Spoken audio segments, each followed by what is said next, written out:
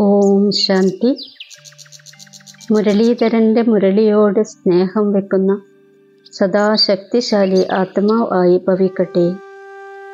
ഏത് കുട്ടികൾക്കാണ് പഠിപ്പിനോട്, അതായത് മുരളിയോട് സ്നേഹമുള്ളത്, അവർക്ക് സദാശക്തിശാലി ഭവ എന്ന വരദാനം ലഭിക്കുന്നു.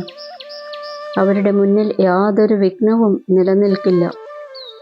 മുരളീധരനോട് സ്നേഹം എന്നാൽ അവരുടെ മുരളിയോട് സ്നേഹമുണ്ട്. ഇനി ആരെങ്കിലും പറയുകയാണ്, എനിക്ക് മുരളീധരനോട് വളരെ സ്നേഹമുണ്ട്, പക്ഷെ പഠിക്കാൻ വേണ്ടി സമയം കിട്ടുന്നില്ല. ഇത് ബാബയ്ക്ക് ഒരിക്കലും സ്വീകാര്യമല്ല.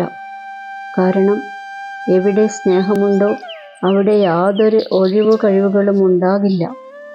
പഠിപ്പിൻ്റെയും പരിവാരത്തിൻ്റെയും സ്നേഹം മതിലായി മാറുകയാണ്. അതിലൂടെ അവർ സുരക്ഷിതരായി ഇരിക്കുന്നു. ഓം ശാന്തി.